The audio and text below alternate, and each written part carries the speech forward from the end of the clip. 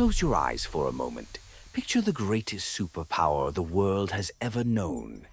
A civilization of marble temples, invincible armies, and engineering miracles that defied the laws of nature.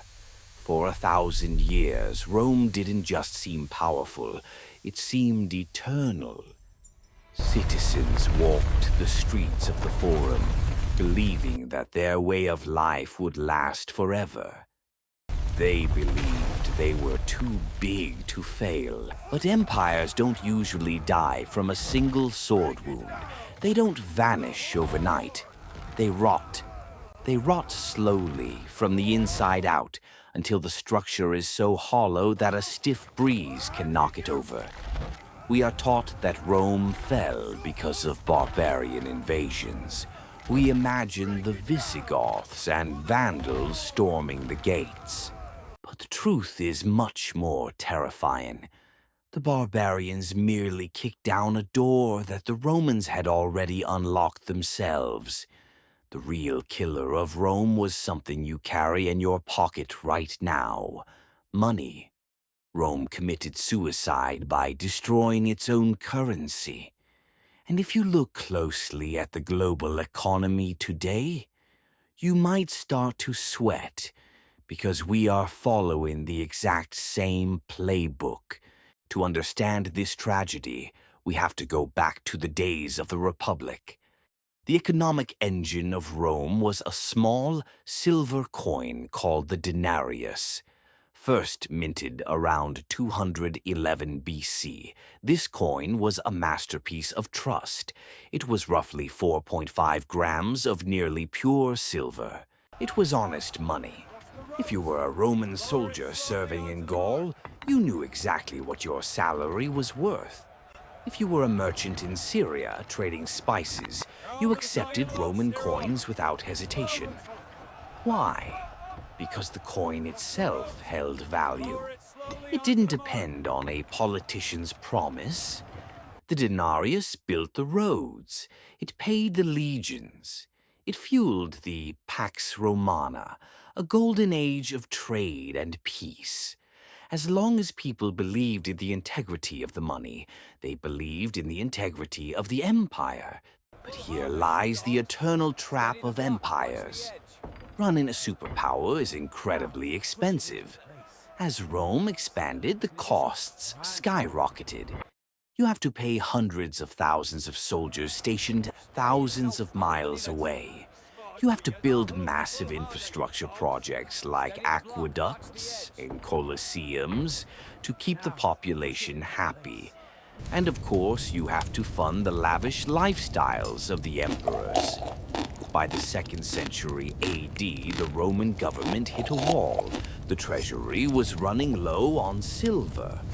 They faced a choice that every government eventually faces: raise taxes and risk revolt, or cheat. It began with Emperor Nero in 64 AD. After the Great Fire of Rome, Nero needed massive funds to rebuild the city. He chose the cheat. He ordered the mint to slightly reduce the silver purity of the denarius from 98% down to about 93%. At first, nobody noticed. It seemed like free money. But a dangerous precedent was set. The emperors realized they could steal wealth from the people, not by taking their coins, but by making their coins worth less. Over the next 2 centuries, this debasement accelerated into madness. Emperor Marcus Aurelius dropped the silver content to 75%. Emperor Septimius Severus dropped it to 50%. By the time Emperor Gallienus took the throne in the mid-3rd century, the denarius was a bad joke. It contained less than 5% silver. It was just a piece of cheap bronze, dipped in a thin wash of silver that would rub off after a few days of use. Economics has laws, just like physics. You cannot cheat gravity and you cannot cheat value. The people weren't stupid. They realized their money was dying. When the quality of money collapses, prices explode. We call this inflation. A measure of wheat that once cost a single denarius suddenly cost hundreds.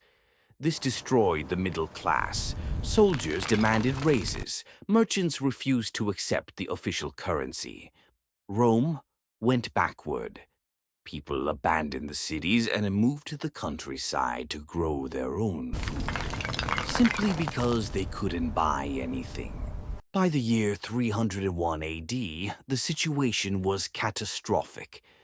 Enter Emperor Diocletian, a strong military man who thought he could defeat market forces with a command. He issued the famous Edict on Maximum Prices. This was a massive list of price controls on over 1,000 goods and services. The penalty for selling anything above the fixed price was death. Did it work? Of course not. You cannot force a worthless coin to have value by threatening to kill people. The result was predictable. Merchants simply hid their goods. Shelves went empty. The black market exploded. The official economy collapsed completely because no one could afford to sell at the government's fake prices. Rome eventually fell in the West, a hollow shell of its former self. But the cycle of stupidity didn't end there. History is a circle. We saw it in Weimar, Germany in 1923, where the government printed marks until women used bundles of cash to fuel their stoves, because the paper was cheaper than wood. We saw it in Zimbabwe in 2008, where they printed bills worth $100 trillion. And now we have to look in the mirror. Consider the modern world since 1971. That was the year President Richard Nixon severed the final link between the US dollar and gold.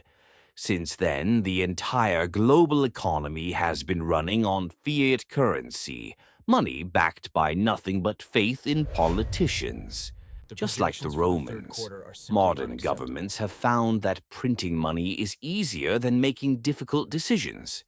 We call it quantitative easing, but a Roman blacksmith would recognize it instantly. It is debasement. A dollar today buys a tiny fraction of what it bought 50 years ago. The coin looks the same, but the value has been hollowed out. So, what is the lesson for us?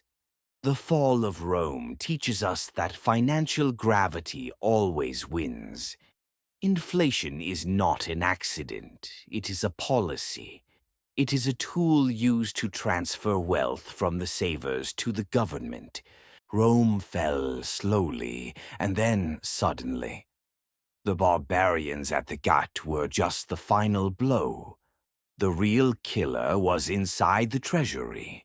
The people who survived were the ones who held real assets, gold, land, and skills, while those who held the currency lost everything. Don't be the one left holding empty promises. If you want to understand where the world is going, you must understand where it has been.